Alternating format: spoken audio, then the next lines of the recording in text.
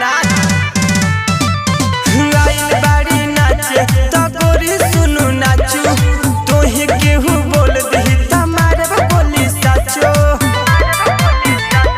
रंगदार होई जिला के पिस्टल राखिले बगली निषाद जी के पावर सबे हवे रे पगली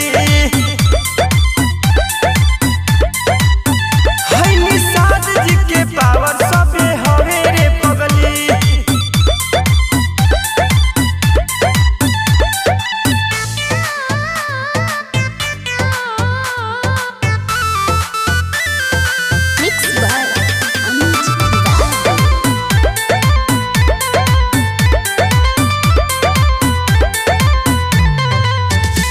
कमहरिया के गोरी सुन तनी तू ढोलावो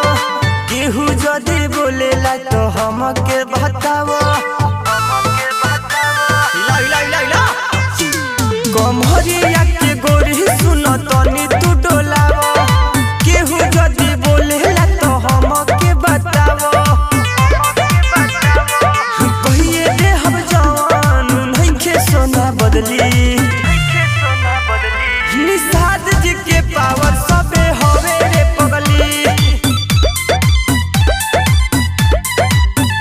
हाय निषाद जी के पावर सबे हवे रे पगली